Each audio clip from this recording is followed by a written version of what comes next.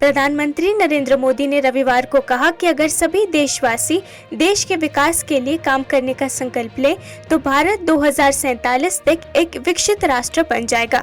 वाराणसी में विकसित भारत संकल्प यात्रा को संबोधित करते हुए उन्होंने लोगों से मन बनाने और भारत को एक विकसित देश बनाने का संकल्प लेने की अपील की। उन्होंने कहा, अगर 140 करोड़ देशवासी देश को विकसित बनाने का संकल्प ले तो 2047 तक भारत निश्चित रूप से विकसित बन जाएगा। सरकार के पीछे भागने की जरूरत नहीं है, सरकार को आगे बढ़कर काम करना चाहिए।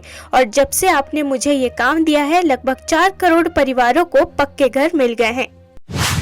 लॉजिस्टिक क्षेत्र को मजबूत करने की सरकार की प्रतिबद्धता के अनुरूप प्रधानमंत्री नरेंद्र मोदी सोमवार को उत्तर प्रदेश के वाराणसी में कई और विकासात्मक परियोजनाओं का उद्घाटन करेंगे। प्रधानमंत्री Modi eastern dedicated freight corridor के नए दीनदयाल उपाध्याय जंक्शन से न्यू भागपुर जंक्शन तक के 402 किलोमीटर लंबे हिस्से को समर्पित करेंगे।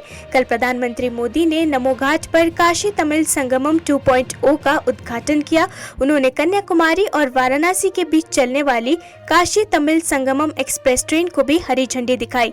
रविवार को वाराणसी में काशी तमिल संगमम में प्रधानमंत्री नरेंद्र मोदी के भाषण के दौरान एक वास्तविक समय आर्टिफिशियल इंटेलिजेंस आधारित अनुवाद उपकरण का उपयोग किया गया था। प्रधानमंत्री नरेंद्र मोदी ने वाराणसी के कटिंग मेमोरियल इंटर कॉलेज में रविवार को विभिन्न सरकारी योजनाओं के लाभार्थियों के साथ बातचीत की।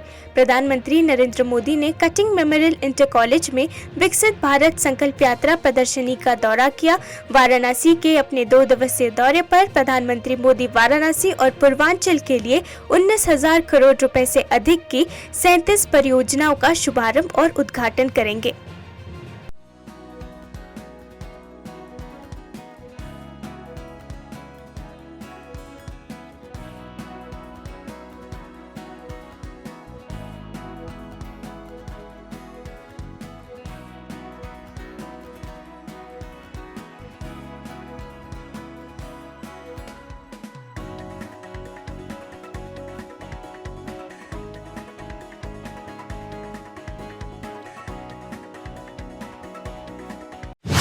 प्रधानमंत्री नरेंद्र मोदी ने रविवार को वाराणसी के नमो घाट पर काशी तमिल संगमम के दूसरे संस्करण का शुभारंभ किया और काशी विश्वनाथ और कन्याकुमारी शहर के बीच एक express train Kashi Tamil Sangamam express को हरी झंडी दिखाई। काशी तमिल संगमम के दूसरे संस्करण का उद्घाटन करते हुए प्रधानमंत्री नरेंद्र मोदी ने कहा, आज यहाँ आर्टिफिशियल इंटेलिजेंस के माध्यम से नई तकनीक का उपयोग हुआ है। ये एक नई शुरुआत है और उम्मीद है कि इससे मेरे लिए आप तक पहुंचना आसान हो जाएगा। प्रधानमंत्री अपने भाषण के आर्टिफिशियल इंटेलिजेंस आधारित तमिल अनुवाद का जिक्र कर रहे थे, जो तमिल समझने वाले दर्शकों के लिए भाषिणी के माध्यम से किया गया था। आज यहाँ आर्टिफिशियल इंटेलिजेंस के माध्यम से टेक्नोलॉजी का नया प्रयोग भी हुआ है। एक नई शुरुआत हुई है और उम्मीद है इससे आप तक मेरी बात पहुंचना और आसान हुआ है। So this was my first experience. In future I will use it. आज यहां आर्टिफिशियल इंटेलिजेंस के माध्यम से टेक्नोलॉजी। रविवार को नमो घाट पर काशी तमिल संगमम के दूसरे चरण के उद्घाटन पर उत्तर प्रदेश के मुख्यमंत्री योगी आदित्यनाथ ने दावा किया कि काशी तमिल संगमम देश के सांस्कृतिक राष्ट्रवाद को मजबूत करेगा। उन्होंने कहा, पिछले 1 साल के दौरान काशी विश्वनाथ धाम आने वाले तमिल तीर्थयात्रियों में भारी वृद्धि हुई है। तमिलनाडु और काशी में भारतीय संस्कृति के सभी तत्व अच्छी तरह संरक्षित है। काशी के धार्मिक महत्व के कारण देश भर से लोग यहाँ आते रहे हैं। ये भारत में आस्था, संस्कृति और आध्यात्मिक जागरूकता का केंद्र है। तमिल साहित्य समृद्ध एवं प्राचीन है। भारत में संस्कृत और तमिल साहित्य सबसे प्राचीन है। ये समावेशी साहित्य समाज में एकता और समानता उत्पन्न करता है। राजस्थान के मुख्यमंत्री भजनलाल शर्मा और उनके 2 विधायकों ने रविवार को शपथ लेने के बाद राष्ट्रीय राजधानी की अपनी पहली यात्रा में पार्टी अध्यक्ष जेपी नड्डा और केंद्रीय गृह मंत्री अमित शाह सहित वरिष्ठ भाजपा नेताओं से मुलाकात की। उनके साथ पार्टी के कुछ अन्य नेता भी शामिल हुए। उन्होंने राज्य से संबंधित कई शासन और राजनीतिक मुद्दों का जायजा लिया। राजस्थान में मंत्रिमंडल का विस्तार होना बाकी है क्योंकि अब तक केवल शर्मा और उनके डिप्टी दिया कुमारी और प्रेमचंद बैरवा ने शपथ ली है। भाजपा अपने मंत्रिमंडल सहयोगी की सूची तैयार करने के लिए सामाजिक और क्षेत्रीय कारकों को ध्यान में रख सकती है। केंद्रीय मंत्री और भाजपा नेता स्मृति ईरानी ने रविवार को दिल्ली के मुख्यमंत्री अरविंद केजरीवाल पर तीखा कटाक्ष करते हुए कहा कि उन्होंने अपने मंत्रिमंडल के आधे लोगों को जेल भेज दिया है।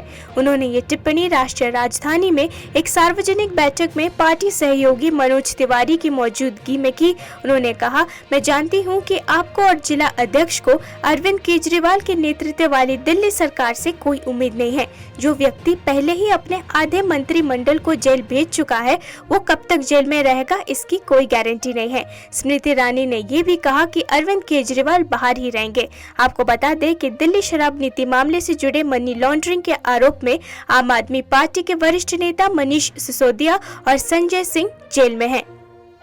आज आप सबको बतलाना चाहती हूँ कि एक सांसद, एक जिला अध्यक्ष, एक राष्ट्रीय उपाध्यक्ष आपके सम्मुख इस विश्वास के साथ बैठा है कि हम सब अपने योगदान से कोई भी ऐसा क्षेत्र, कोई भी ऐसा ब्लॉक, कोई भी ऐसा बूथ विकास से अछूता ना छोड़े। लोग अपनी किस्मत को तलाशने के लिए अपना घर छोड़ने पर मजबूर न हो।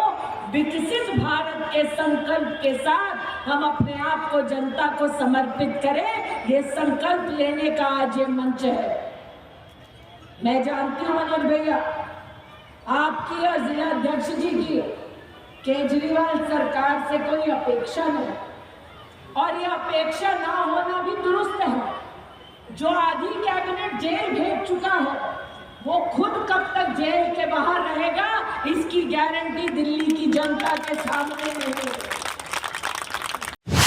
स्वास्थ्य विशेषज्ञ डॉक्टर निरोज मिश्रा ने रविवार को कहा कि कोविड वेरिएंट JN1 एक हल्की बीमारी है जिसमें न्यूनतम लक्षण होते हैं और केवल 0.5% को कुछ सहायता की आवश्यकता होती है।